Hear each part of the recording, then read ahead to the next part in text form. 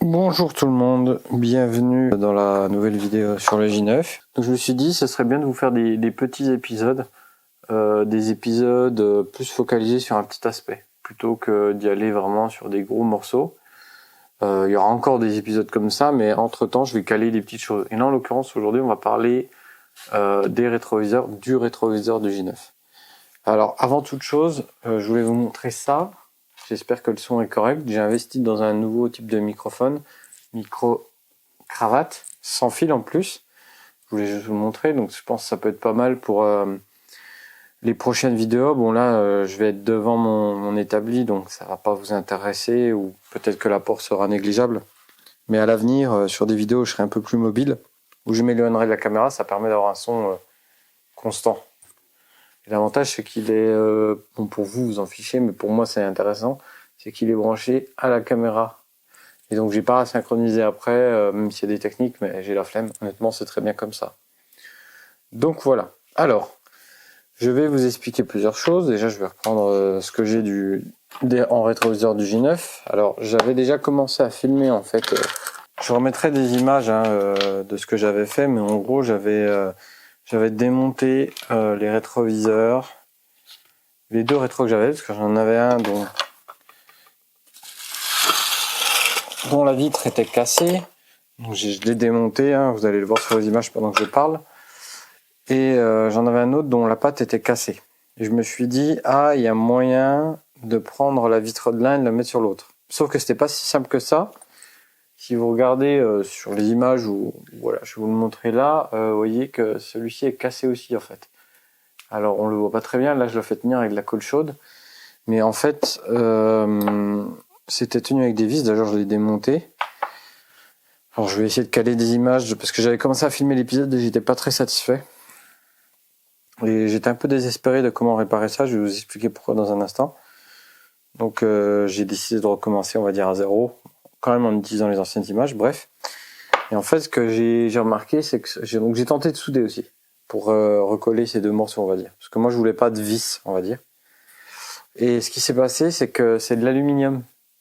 Et alors, j'ai un poste à souder que j'ai acheté chez Lidl, un Parkside qui fait Migmag, qui est vraiment un très bon poste à souder et qui permettrait de souder l'aluminium. Sauf que pour ça, il faut de l'argon pur. Et j'avais pas vraiment envie de dépenser 80 € de matos pour souder une pièce et encore être pas sûr que ça tienne parce que voilà. Alors j'ai tenté sans gaz, bon, c'était une mauvaise idée. J'ai vite abandonné. Ce que j'ai fait hors caméra, c'est que j'ai testé, je me suis dit tiens, je vais voir si de la colle chaude, le pistolet à colle, vous voyez, ça tient. Et ça tient franchement bien. Je pense même que je pourrais le faire tenir comme ça quelques temps. Mais c'est pas une solution, quoi. Mais ça m'a donné, si vous voulez, un indice sur la suite. Là, ça tient sans vis dans les trous là qui ont été percés pour tenir à l'époque avec une patte. J'ai vu comment la colle fonctionnait. Je me suis dit tiens, je vais acheter une patte réparatrice pour les métaux, vous savez, les pattes bicomposants qu'on mélange avec des gants bien entendu et qu'on vient malaxer puis mettre où on veut sur la pièce, qu'on peut en plus poncer, peindre, tout ça. Et celle-ci est exprès pour le métal. Donc je me suis dit ben parfait. Donc le but c'est de réparer cette pièce-là, après de remonter avec la nouvelle vitre sur l'une des deux coques, hein, peu importe, la plus belle des deux. La plus belle étant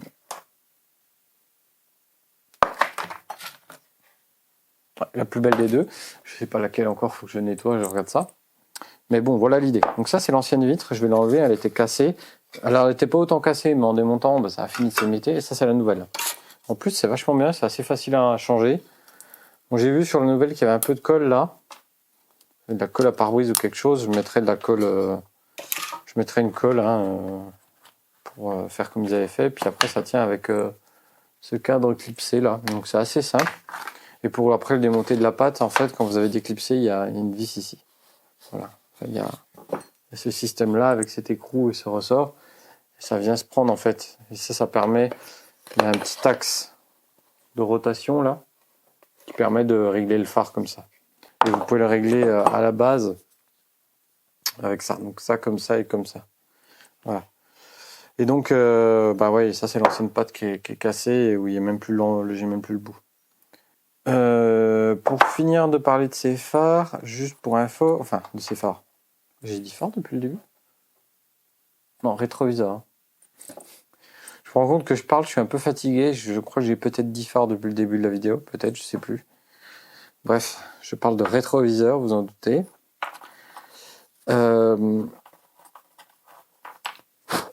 Il y a ces petites pastilles, espèces de rondelles en plastique qui viennent se mettre ici.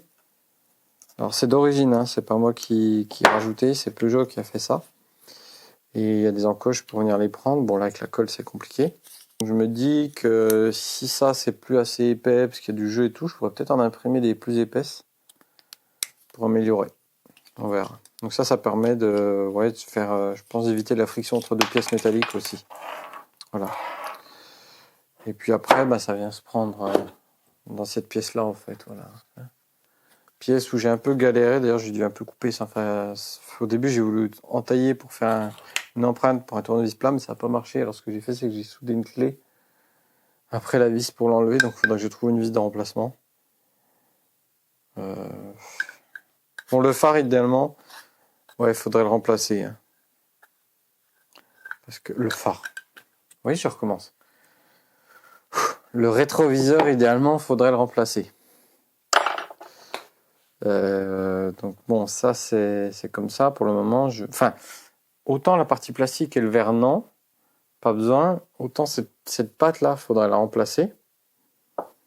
D'ailleurs, je m'embête bien. Je pense que ça se trouve ça comme ça tel quel, ça devrait faire l'affaire. Mais j'ai quand même envie de mettre un truc plus solide parce que je me dis peut-être avec les vibrations puis la chaleur extérieure, ça va pas bien tenir. Mais bon, je voulais éviter de mettre de l'argent là-dedans. Et si j'arrivais à reproduire cette pièce, ça serait vraiment cool. Ok, donc là je vais chercher, je vais prendre, hop, ça, mon pistolet à souder Dremel au gaz. Voilà. Et je vais essayer de chauffer pour pouvoir retirer. Alors, c'est quand vous utilisez une flamme, il y a la pointe de la flamme, c'est ça qui est intéressant. Faut pas aller au-delà, c'est là où c'est le plus chaud. Donc n'ayez pas à noyer comme ça sert à rien. Il vaut mieux le lécher comme ça, c'est plus efficace. Donc ça vaut pour la soudure, tout type de flamme en fait. Hein.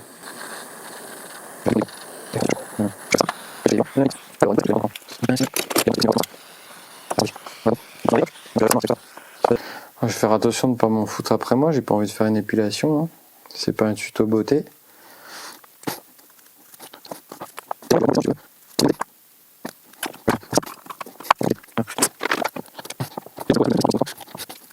Wow, ok, je pensais pas que ça partirait si facilement. Ça peut être presque pratique pour faire des, des empreintes, des boules. Bon, ça doit coûter cher à force. Donc maintenant, le but, ça va être de rassembler ces deux pièces.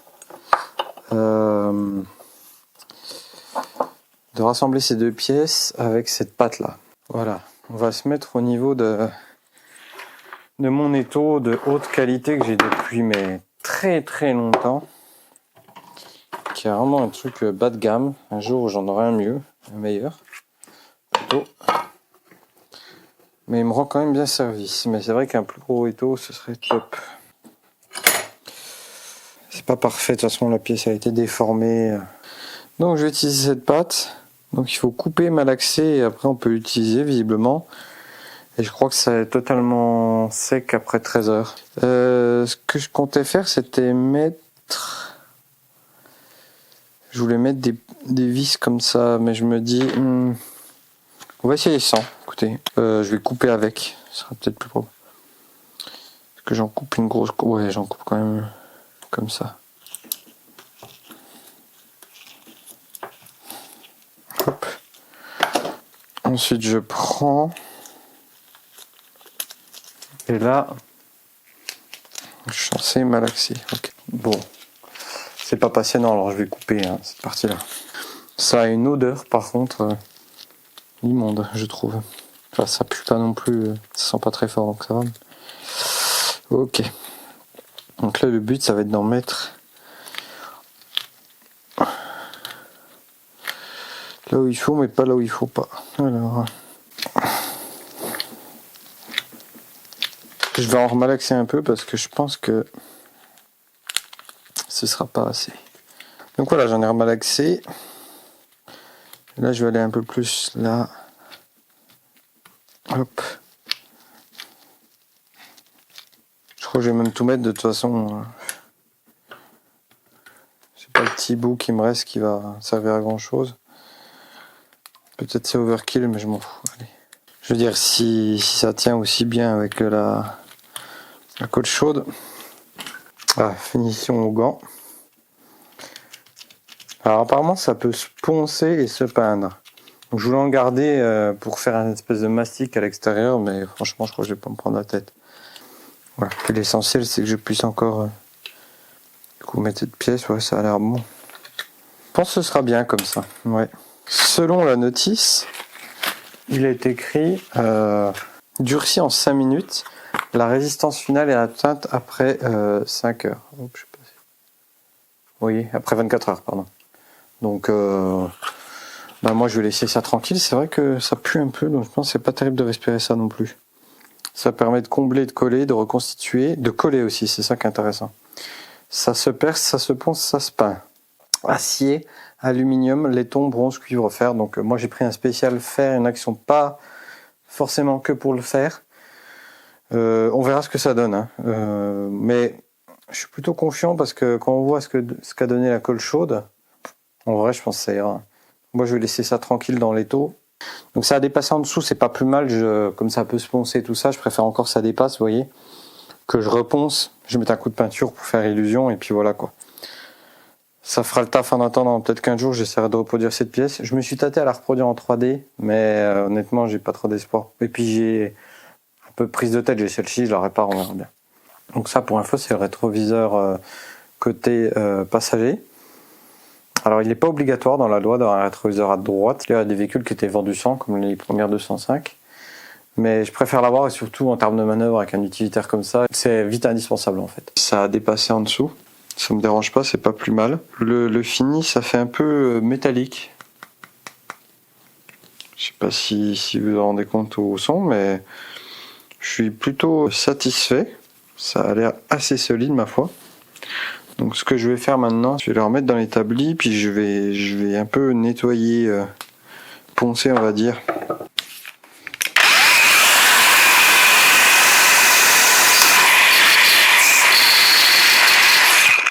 Ben, franchement, ça fait illusion. Hein.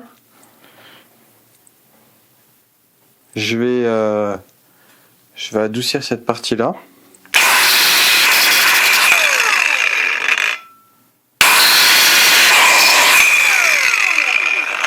Il faut que je reprenne cette surface-là. Aussi un petit coup. Parce que vous voyez, j'ai un peu débordé là. Et je pense que ça va me gêner.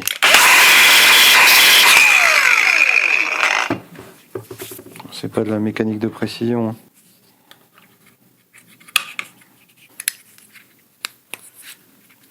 J'ai un petit montage à blanc. Ah oui, j'avais oublié un détail. Au fond de la gorge là, de cette partie-là, vous avez ces pièces-là en plastique. Vous avez ça, ça se met au fond. Je pense que ça sert de cran d'arrêt avec cette partie-là. Là. En fait, le rétroviseur du J9, quand on le bouge, il se cale. Et donc je pense que ça sert à ça. Et je pense que tout simplement, ouais, c'est en fait juste cassé là. Je vais essayer de le remettre comme ça. Je dois avoir de la super glue à la maison sinon. Mais de la vraie, hein. Vraiment le truc, c'est du Sika, la marque Sika. Et c'est vraiment de la bombe comparé à ce qu'on achète en magasin en général. Ah oui, je vais changer la vis, hein, j'en ai pas encore cherché pour le moment. Je jure pas d'un coup comme ça, c'est pas parfait, mais pour le moment, je me prends pas trop la tête avec ça. Déjà, je vais recoller ça hors caméra, retrouver la pièce et pour la peinture, tout ça, je vous montrerai après.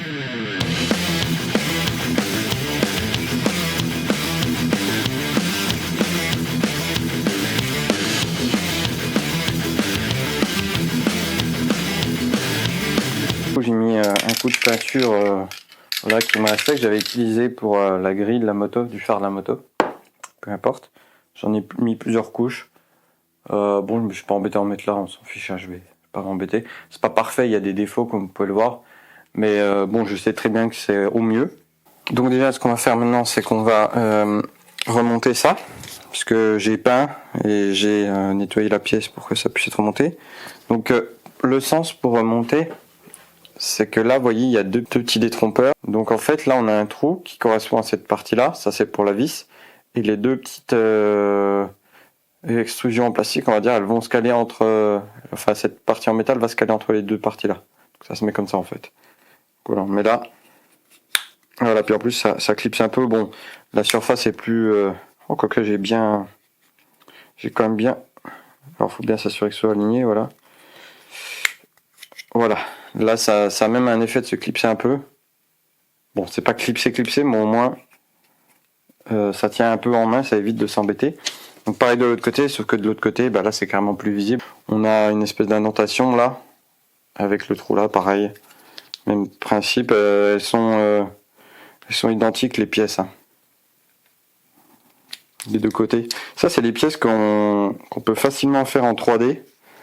Plus épaisses si jamais, bah, je sais pas, elles sont usées et puis que du coup votre phare, j'ai du mal avec ça. Hein. Votre rétroviseur, il bouge énormément. Voilà, donc ça c'est la partie haute, ça vient comme ça.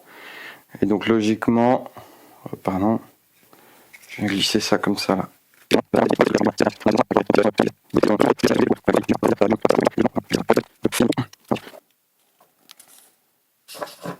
Donc j'avais repris une vis pour remplacer l'autre. Il faut que j'arrive à mettre l'écrou là. Je crois que j'ai réussi. Ouais, j'ai réussi, ça a bien pris. C'est un peu mais pas trop. Wow. Ouais, j'ai un peu desserré.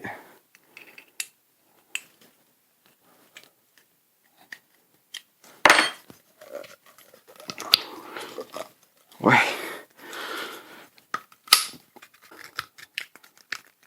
Je vous dis,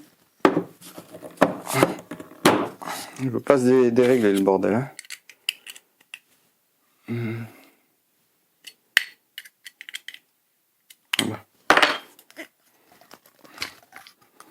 Bon, ça fera le taf. Bon, écoutez, avec le temps, ça ira. De toute façon, je vais pas le bouger beaucoup. Pour éviter que ce soit tôle contre tôle, Peugeot fournit ça avec. Voilà.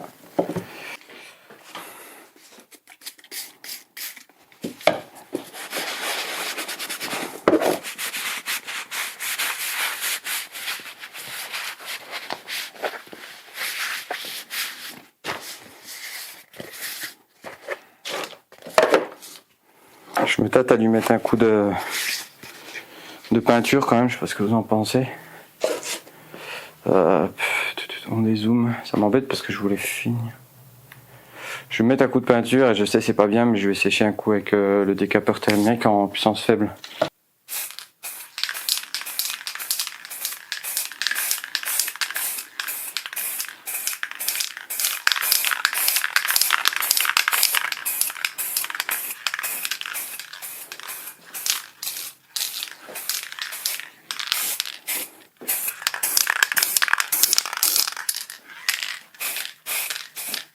Je vais chercher le décapeur thermique.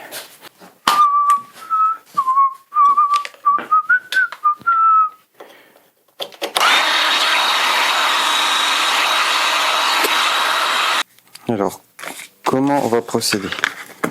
Tout d'abord, on va revisser ça ici. Donc on va remettre ça ici. Donc on va mettre ça dans ce sens-là, comme ça, parce que c'est le passager. Alors déjà on met cette pièce-là qui va, je pense, permettre de glisser sur cette demi-sphère. Ensuite ça, est-ce que ça va comme ça? Non, c'est plutôt... Attendez, j'ai un doute maintenant. Plutôt ça comme ça. Hein. Oui, c'est plus logique. Hein. Oui, c'est logique en même temps maintenant. Bon. Ok.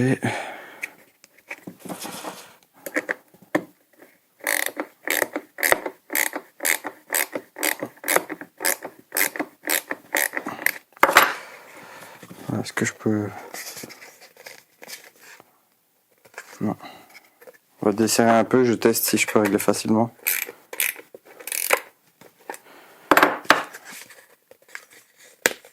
Ouais. Ça m'a l'air bien comme ça. Ok, ensuite, la vitre. Alors, à l'origine, il y avait des points de colle. Je suppose que c'est pour tenir la vitre en plus. Alors, ce que je pensais faire, moi, c'est mettre du pistolet à colle, la colle chaude, en fait, tout simplement. Ah, j'ai mis l'électricité de ce côté de l'atelier il n'y a pas longtemps. Ah, ça change la vie. Hein. Bon, il n'y a plus qu'à attendre que le pistolet monte en température.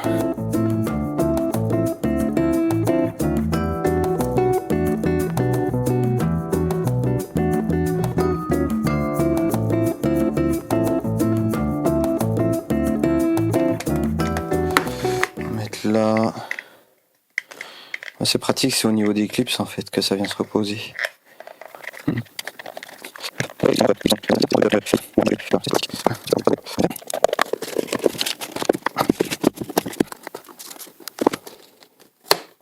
C'est mieux. C'est correct, on va dire. Est-ce que ça a l'air de tenir hein. Voilà le produit fini. Hop, c'est mieux qu'avant. C'est bien mieux qu'avant même. Moi je fais ça bien quoi. Et donc après pour le monter, c'est 3 vis. Et ne pas oublier ça, hein, bien entendu, ici. Voilà, qui vient se clipser là, un peu caoutchouteux. Pour éviter le métal contre le métal. Voilà. Donc là ce que je vais faire, c'est que je vais monter sur le J9. Puis je vous montrerai quand ce sera monté. Par commodité, je vais pas vous montrer que je vise 3 vis, quoi. C'est bon. Pour info, c'est du torse, hein, en général. Voilà. Ok, vous m'excuserez avec la lumière, etc. J'ai pas de projecteur là pour le moment. Voilà ce que ça donne sur le J9. Un peu en contre-jour, c'est dommage. En tout cas, de l'autre côté, c'est peut-être mieux. Voilà ce que ça donne. Voilà, ça marche super bien. Le plastique dedans, voilà, recollé, c'est parfait. Il fait son office, on va dire. Hop, voilà, tac, on peut le régler comme ça, comme ça. Coucou. Et voilà, plutôt satisfait, ça fait plaisir de remonter une belle pièce. J'ai pris le temps de nettoyer en dessous, bien entendu. Et voilà, donc là en plus ça tient bien, ça bouge pas, donc si on a besoin de le replier, parfait. Et là je suis plutôt confiant sur la réparation que j'ai faite au niveau de cette pièce-là. Ça m'a l'air de bien tenir. Je pense qu'on peut garder ça, refaire un petit peu de mastic pour les défauts, une peinture un peu plus appropriée pour le plastique. On verra ce que ça donne dans le temps.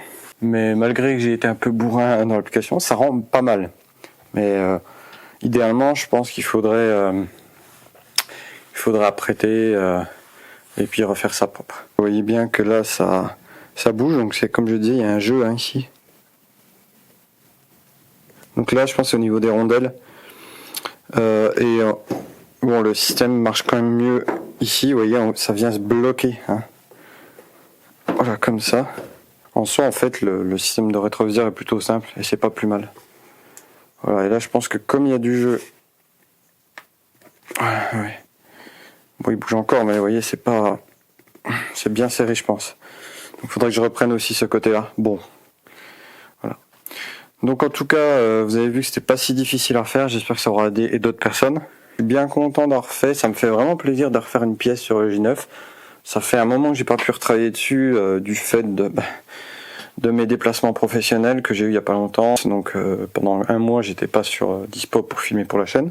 Dans la prochaine vidéo, ce sera sur le démarreur qui est bloqué, malheureusement. Je vais lui mettre un petit coup de jeune, on va dire. Donc voilà, je vous remercie. Je vous souhaite une bonne continuation. C'était symétrique.